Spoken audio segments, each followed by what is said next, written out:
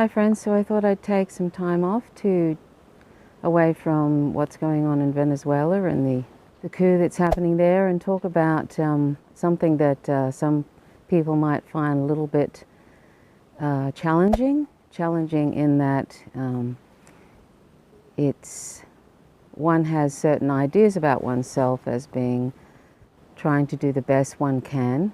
Sometimes somebody can come up with something that maybe we've been thinking about, but maybe we haven't been ready to do because of X, Y, and Z. It might have something to do with, just not understanding the issue, hearing lots of propaganda or misinformation and disinformation about it.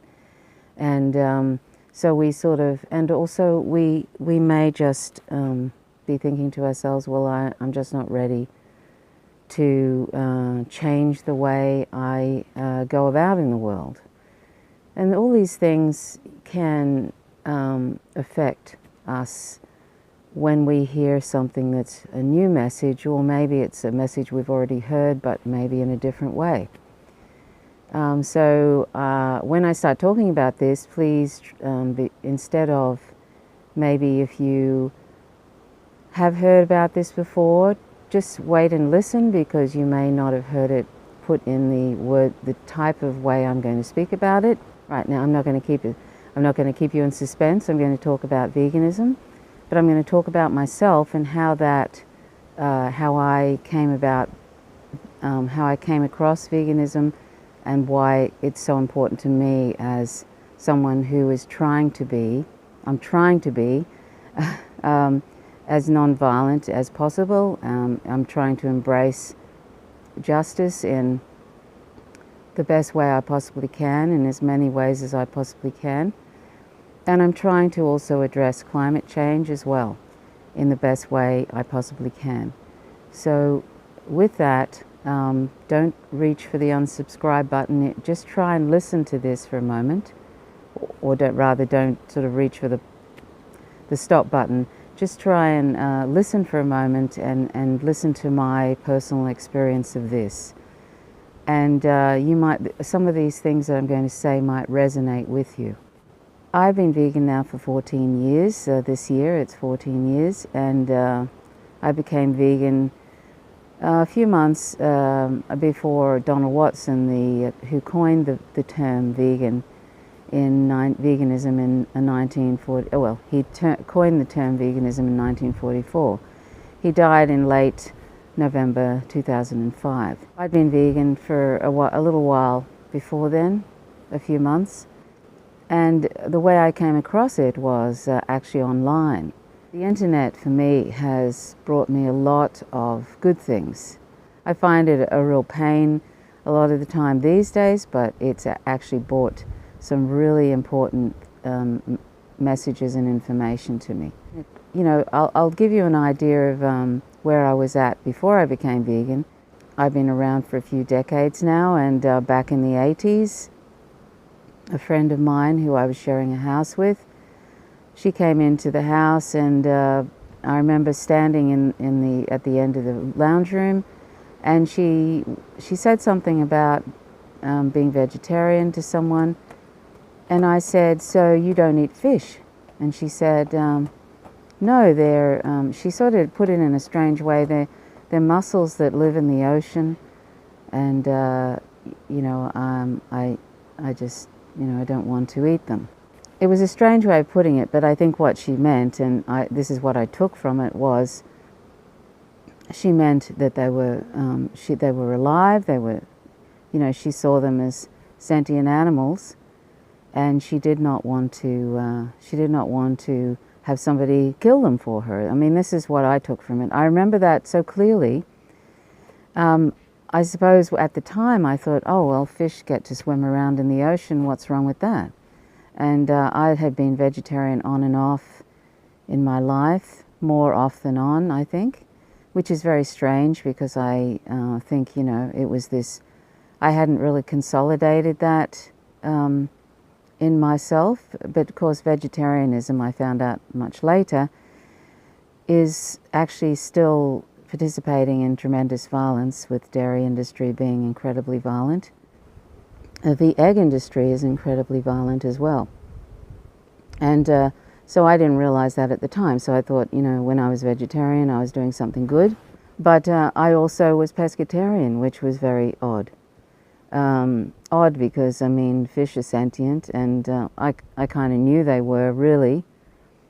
I'd had, my parents had bought me a few little fish when I was younger, and they used to come up to the top of the water, and I'd scratch their heads, and you could tell they loved life. They had different personalities. So I already knew that, really, in my heart of hearts. But, when it's convenient, when you've been indoctrinated to believe that it's okay to consume animal products, that you're taught not to think about it, really, that they're here for us to use. So I just, it's like I compartmentalize those aquarium fish, and I from the fish that I would eat, or the crabs, or the prawns, or shrimp, as Americans call them. I compartmentalized all these other beings, as if those fish are sentient and these other aquatic animals are not. So that's an interesting thing. So I was basically morally compartmentalizing my whole life.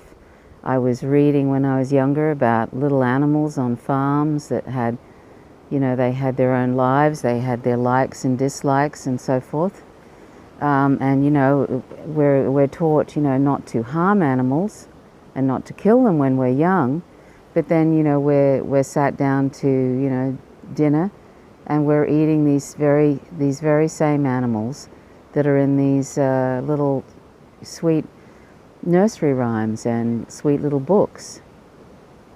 So, we're morally compartmentalizing all the time, right from when we're born. And society is basically pushing that message and advertising, the supermarkets, everywhere, that it's okay for us to eat these animal products. And of course we're completely separated from these animals. We're just seeing them as slabs of flesh and secretions of animals and eggs of animals and so forth. We're not really sort of connecting with the actual sentient animal. And so, that's pretty much my story, and I'd say that's a lot of people's stories in their life about, how they were indoctrinated to believe something. And indoctrination can take many forms too, but how some people are raised to think that other races are lesser, or that other people with different sexual orientations or different gender expressions are lesser because they're different. This sort of otherization that we are all, in some way, society is putting upon us, that smaller groups or groups that are really different, that we think are different, they on appearances are different, they are something to be suspicious of, or to or at worse to vilify, otherize, and to see as lesser.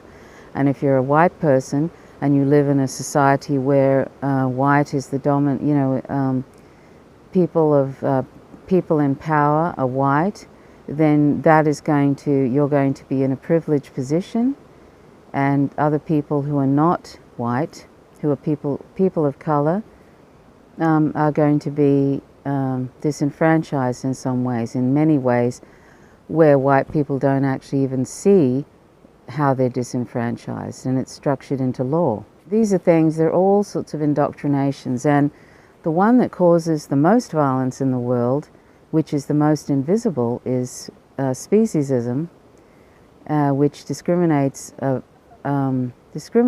upon an irrelevant criterion of species. That because there are different species, that means they're other, that means they're lesser, that means they're not a moral person, meaning they're a thing, basically, and that we can do with them what we wish. So in law, animals are viewed as property, and nothing good can come from that. There can be all sorts of boycotts and bans, but if you've got animals viewed as property, whether they're out in the wild, in quotes, or they're on our plates, or whatever, or if we consider them companion animals, in quotes, they're all viewed as property. So anyway, putting that aside, that's the perspective we're given when we're growing up, is that animals are here for us to use. And there's probably other discriminations associated with that, because they're all interconnected. They're all related, and they all cause violence. If you have one form of discrimination, you'll have all forms, pretty much. So, when we're raised like that, and most of us are, unless you're lucky enough to be raised in a vegan family, and some people are, then you don't even see. It's like you can't see the forest for the trees. You cannot see what we're doing to other animals. And I would have considered myself, when I was a child, to be quite, what you'd call an animal lover, in quotes. I hate that term, but people would have defined me as that, I think. And yet, I would have gone out of my way not to harm, if I saw somebody harming an animal. And I did love animals, and yet I was doing morally confused things like eating animal products, and also, they considered some animals pests, pests in quotes. And so, I'd kill, I'd kill mosquitoes, I'd kill flies. I tried to kill a toad once, which I still feel bad about. That was an introduced species, and that species is paying for it still. Things like that. If you're raised in a society where hunting is seen as something really good, then, your parents may have taken you out hunting. And that's, it's very sad. And people make all sorts of excuses for that. But really, considering we have pretty much all of us, most of us, have access to ways of getting our own food, and since we don't need animal products at all to survive, there's millions of vegans to attest to that, and we can easily meet all our nutrition requirements from plants and other animal sources, then we don't need for other people to kill for us, and we don't need to kill for us. We don't need that. We don't need to sacrifice other sentient beings' lives so that we can live. We don't need to. I mean, that's a fact, nutritionally and everything else, and ethically, we don't need to do that. Anyway, back to my childhood. So I go through, and then, and as I say, I share a house with somebody who is, I'd known numerous vegetarians, but they never really talked about why they were vegetarian, but I kind of knew why. See, even back in the 70s and 80s, where there was hardly anything at all about, you never really saw the word vegan, really. I knew why people were vegetarian, and most people knew why people were vegetarian. They did. It wasn't really about the health aspects of it particularly. Back then, people knew that when somebody said they were vegetarian, it was probably for ethical reasons. But as I say, vegetarianism, in truth, still involves eating dairy and eggs, which is a product of incredible violence. And I'll leave some information as to why that is.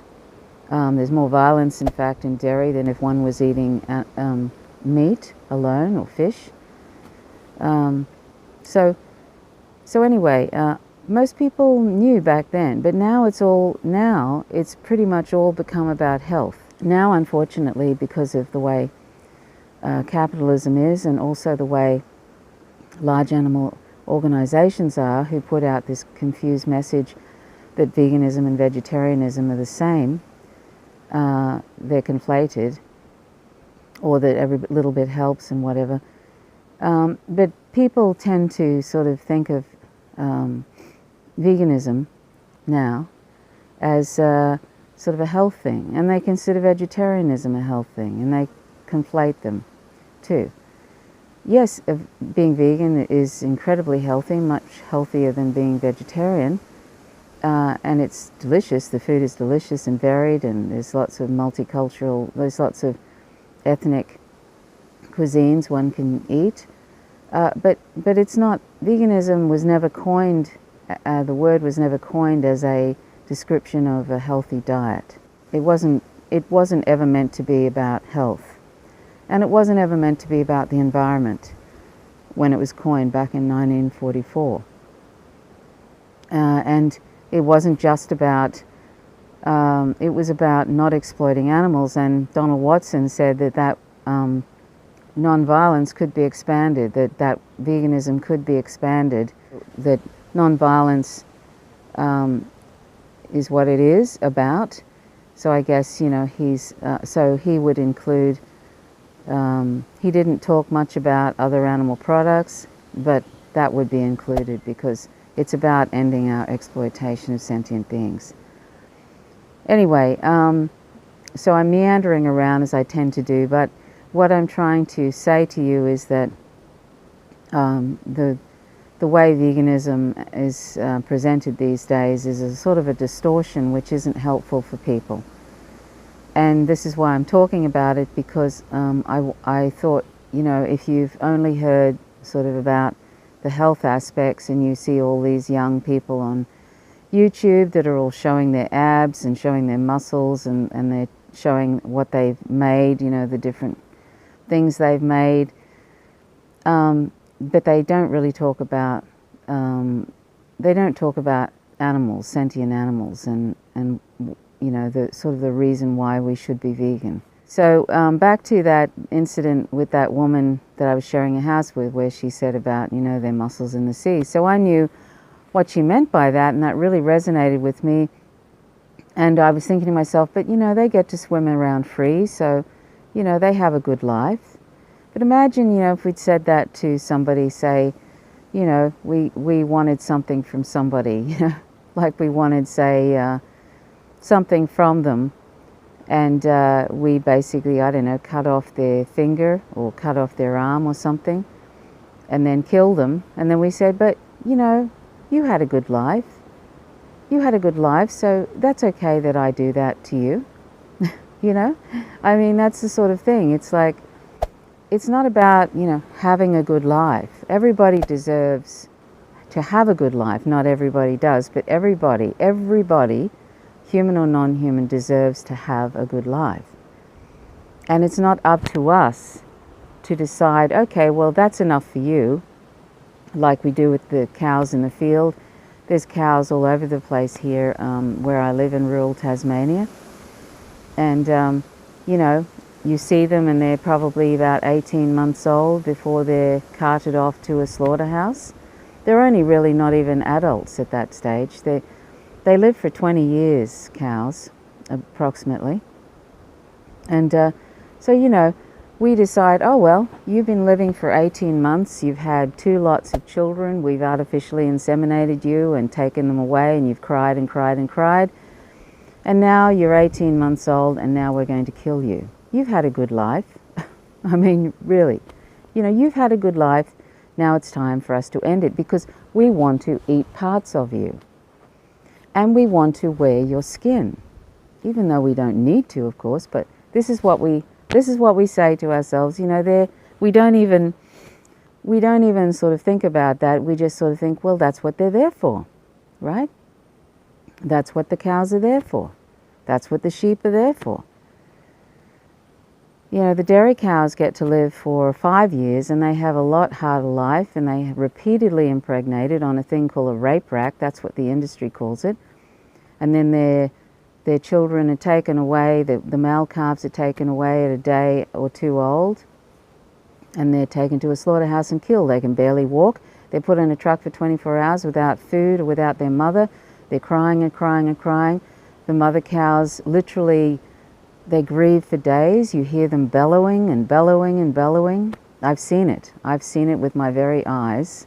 You know, if they're allowed to stay with their mother, allowed in quotes, you know, they'll be feeding off their mother for months and months and months and months and months. And the mother and child have a close bond. You see it. You know, if you've ever seen even just cows in general, how loving they are towards one another. It makes me really sad when I see it, when we're driving through, you know, and we see cows sort of, you know, sort of rubbing up against one another and licking one another's heads and all sorts of things. It's a tragedy, really. And other animals are like that too, sheep and goats. You know, the thing is, all of this is completely unnecessary. You know, all of this terrible sadness is completely unnecessary. And can you imagine? It's almost like a Sophie's Choice thing with these cows, you know? Just people come along and take their child and they're absolutely beside themselves, you know? These cows.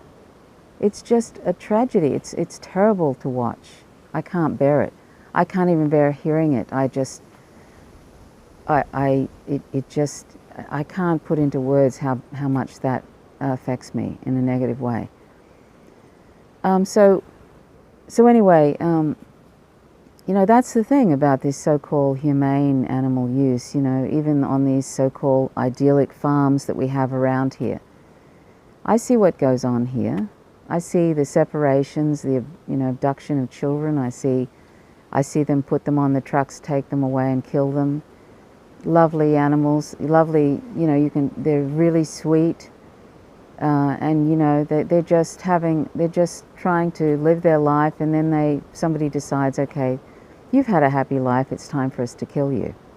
And this is all unnecessary. So I'm going to come up now to when I became vegan, and I was looking online, and it was 2005, and I happened to come across, I don't know how I came across this, but I happened to come across something about dairy. I have no idea how I came across it. I don't know who wrote it, but it was really a fairly simple description of what happens in the dairy industry. I'll give you a more detailed description in the information section, but it was enough from a little bit of what I described about male calves being taken away and killed, and a few other things, and I never even thought about that. I actually thought, particularly when I was vegetarian, I actually thought that dairy, I never even thought, well, firstly, that's somebody else's milk, and it's designed to grow a calf, you know, to a very large size in a short amount of time, so that doesn't belong in our bodies, right? But that milk actually belongs to a calf. It doesn't belong to humans. We're the only species that drinks another species' milk, really. And that milk is stolen from that mother, and the calf is given some substitute, which is a really poor substitute, and they're separated from their mother in the dairy industry, so that mothers have plenty of milk for us to take from them, to steal from them. And that's the dairy industry, you know, and then their male calves are of no use to the dairy industry, so they're taken away and killed. So but I didn't think about this. I just saw this milk as something nice to drink. Now I just sort of think, ew, and I see it as a product of violence. But, you know, I just saw it as this product, and I never even thought about anything else. And at best, I sort of thought, oh, isn't it nice that we have, you know, cows and they can give us milk? Such basic thinking, and it kind of frightens me to think how little I thought about this. Or maybe I just didn't want to think about it. I don't know, you know. But how little I thought about this fact. And the same with eggs. I never really thought about, you know, eggs and how it's mass produced, and how male chicks are thrown into grinders alive at a day old, and you know, they're ground up alive, and a lot of them aren't killed instantly, and they're partially dismembered, and it's a horror story. And then the mother hens are basically discarded. They're just killed, or or thrown into dumpsters if they're no longer of any use to the egg industry. You know, and basically all hens that whether battery or, you know, free range, when they're not productive anymore, they're just killed. So, you know, this is sort of, and that's the brief story of the egg industry. It's a horror story, and you can find plenty of videos online, but I don't need to, I don't believe in showing awful images. I think descriptions are enough, and there's plenty of awful stuff online, which is just simply the normal functionings of any slaughterhouse or any dairy industry and so forth. You know, horror houses are slaughterhouses. There is no such thing as humane animal killing. There isn't. They're horror houses with blood and screaming and animals flailing around, and it's just awful. You know, I read this thing on the dairy industry, and I was horrified. I thought to myself, oh wow, if this is an example of the normal runnings of the dairy industry, then we have to stop. And I thought we're going to have to go vegan. I thought, because if this is normal, then I'm sure other industries are like that too. Turns out they are. Because there is no way to raise animals that is humane, that is, and you know, this whole stupid story, oh, they just have one bad day. Well, that's absolutely not true. But even say if everything was just wonderful and you know, animals had their own little beds, and people made them individual meals and sung them to sleep at night, and then when it came time to kill them, you know, they stroked them gently on the head and cut their throat. I mean, it wouldn't matter what kind of nice life they had. We're still killing, it's still taking the life of a sentient being who loved life just like we did and do, and does not want to die.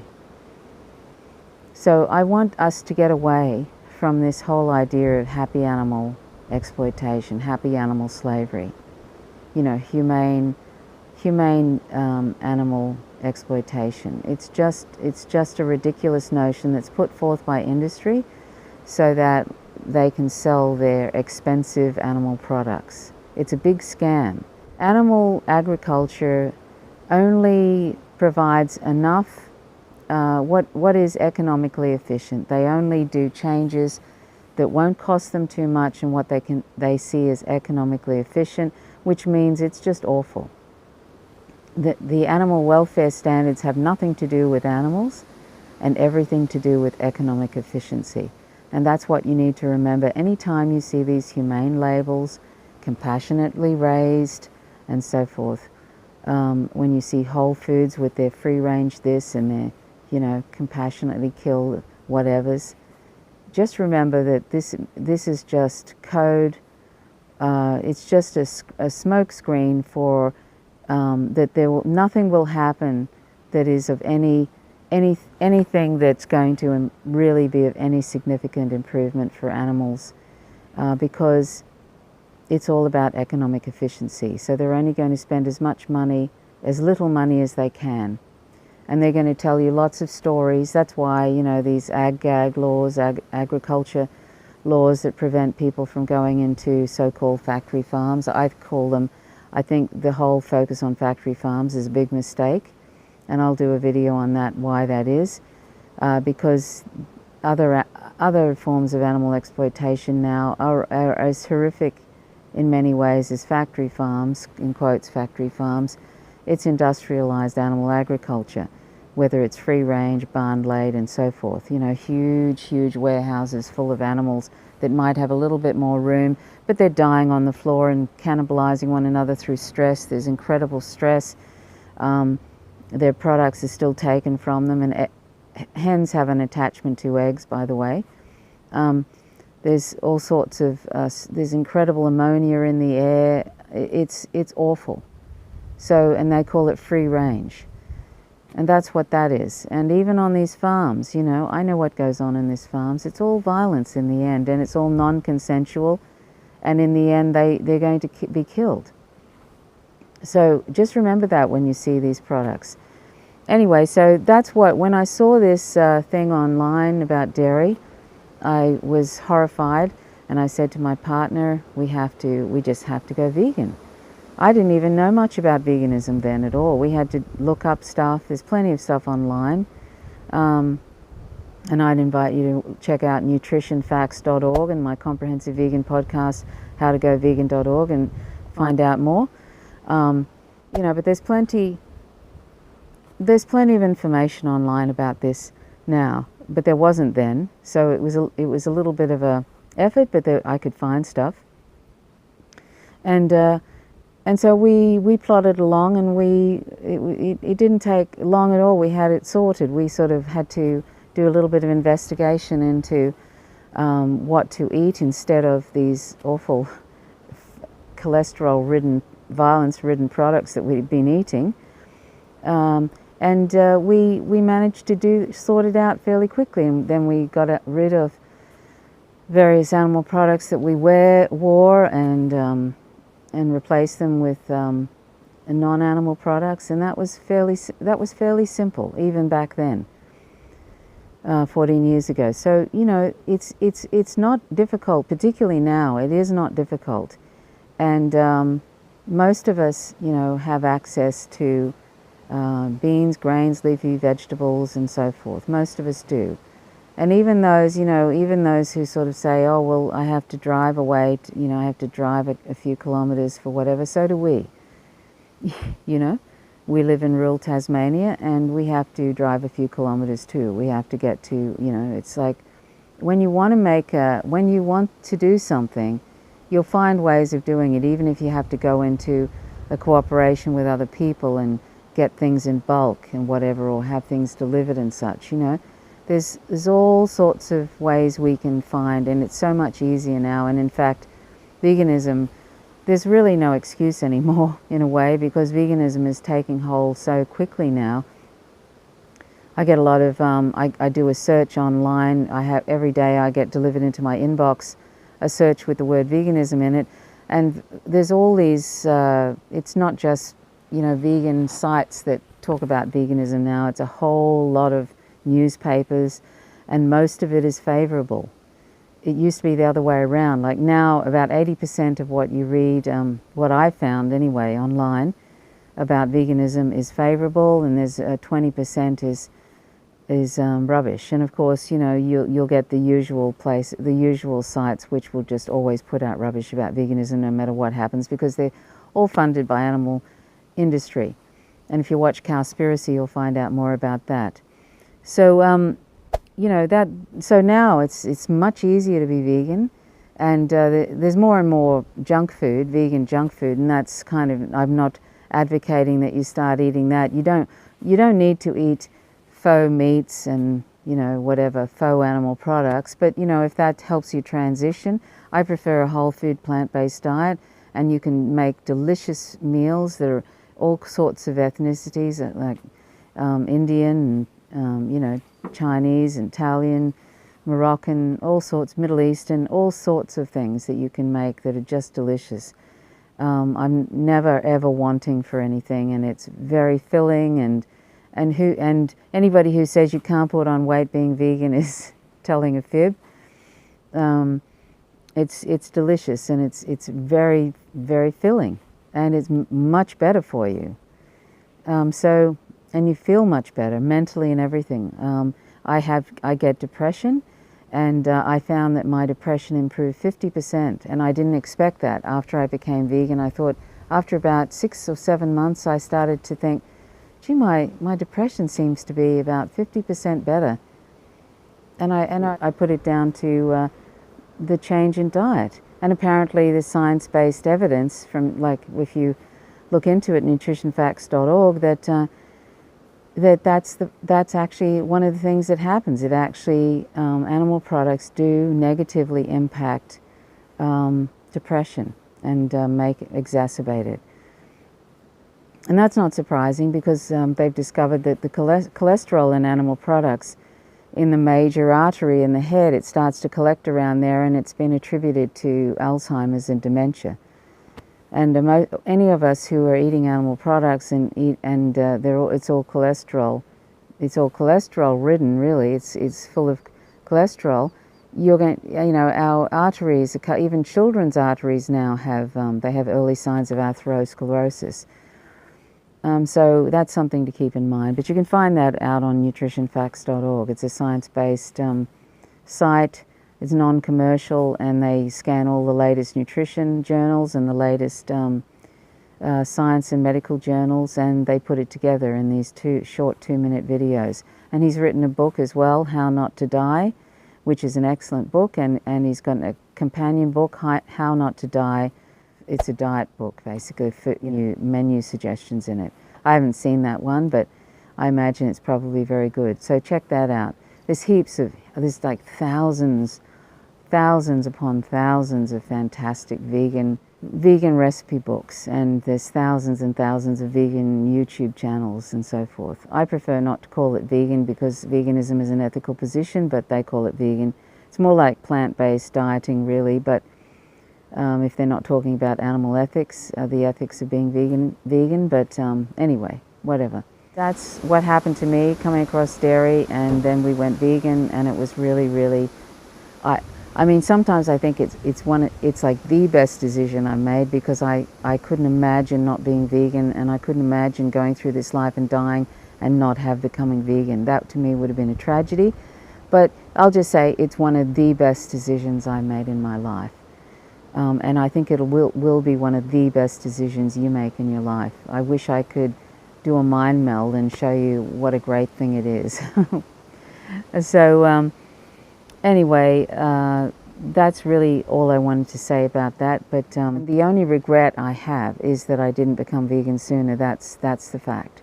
The only regret. And I see, and what makes me happy is that there was a while there that I wasn't sure if veganism was going to take hold.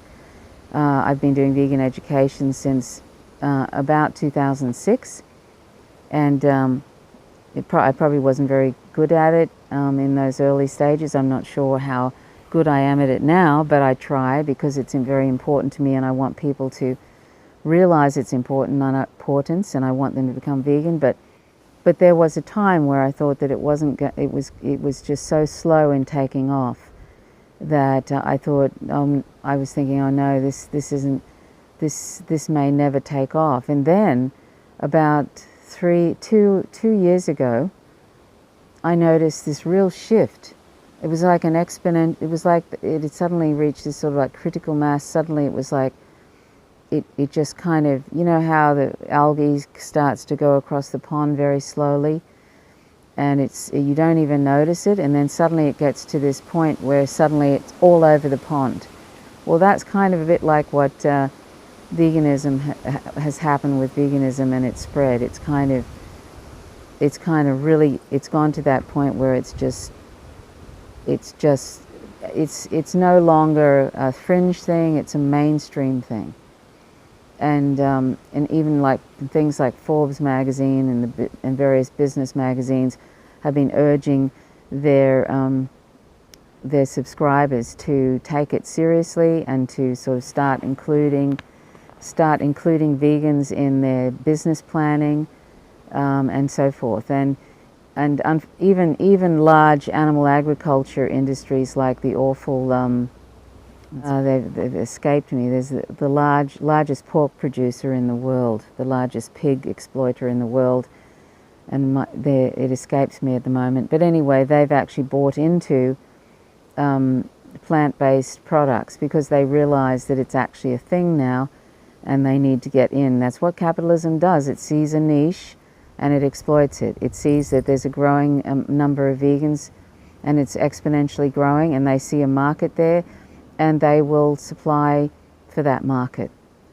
They don't really have any ethics about things. If everybody stopped using animal products, if most of us became vegan, they would probably go pretty much plant-based sort of thing. That's how capitalism works. So, you know, the only thing that keeps animal exploitation and the violence going is us, if we're not vegan. Because it's as simple as demand and supply. We create the demand and they supply. So when people focus on all these incremental things and animal welfare things, which is just, you know, that saying, the master's tools can never dismantle the master's house. Well, you cannot fix something that is broken from within. You have to create a new direction that is not about improving something that can never be made good, can never be made right. You can't make something morally right out of something that is morally wrong. You just can't do it. You have to have a new direction, a new way of being. Now I see that you know, veganism is it's here to stay. It's in the mainstream, and I hope that you will get on board if you're not vegan, and you're welcome to contact me if you have any queries. This was longer than I thought it was. I hope that you're still sticking with me if you're not vegan. And I hope that you can see that this issue of veganism, this ethical position, is not unlike any other ethical position. They're all related, and they're all forms of discrimination, cause violence. So if we believe in nonviolence, if we're truly trying to have a nonviolent life, and we want a nonviolent world, then, as that saying goes, it starts with us. You have to be the change you want to see, you know, as cliche as that might sound. And that means that if we believe in nonviolence, then we have to, you know, a first step to a nonviolent life really is to stop exploiting the most vulnerable on the planet, the most invisible and largest group on the planet that we don't need to exploit at all, but we're doing it because we can. And that's a human supremacist thing. You see? It's a human supremacist thing that we're involved in, and that needs to stop. That's why I urge people, particularly people who call themselves progressive, to please consider going vegan, because it's something I think it's like the baseline, really. You know what I mean? It's like the baseline of where we should start. And if we're exploiting vulnerable sentient beings for no other reason than for our taste buds, then what does that say about us? What does that say about us, particularly when it's so easy now to be vegan for most of us, for most of the planet? And also, it's elitist for us to continue to consume animal products, because we're actually destroying the planet. And as usual, I'm going to show you a couple of memes of the largest science research to date on this issue of animal agriculture's impact on climate crisis and the planet.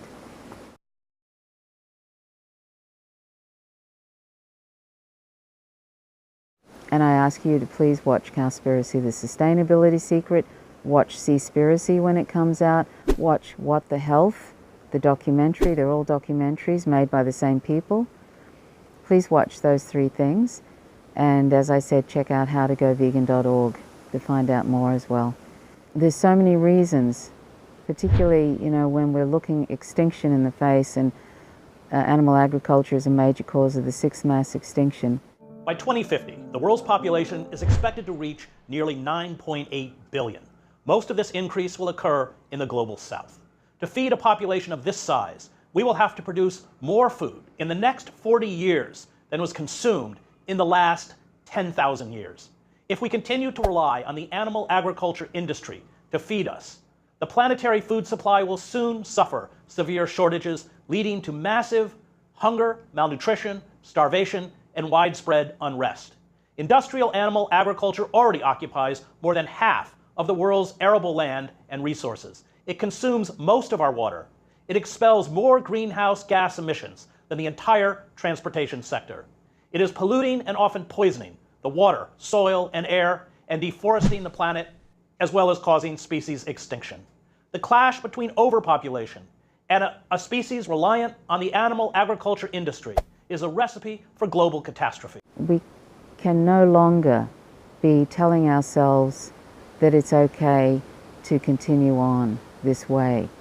We're at a point now where there is so much riding on people becoming vegan, including, and not to mention the most important reason, for other animals. But there's so much riding on it. We can no longer sort of keep telling ourselves or ignoring this fact. We really can't. We cannot afford it. We can't afford to continue on this way. So I urge you to please consider what I'm saying. I hope I made sense. I have a tendency to meander through things. I'm sorry. I don't think about what I'm going to say. I just sit and say it and hope that it makes sense and hope that it resonates with you. So please contact me. You can leave comments in the comments section. Please like if you like the content. Please subscribe and hit the notifications bell if you want to receive updates. And I hope you've stuck with this video. I'm sorry that it's been long. I tend to do that sometimes. And I'll see you next time. My name's Trish Roberts. You're watching Faint Signals from Vega. Till next time. Bye for now.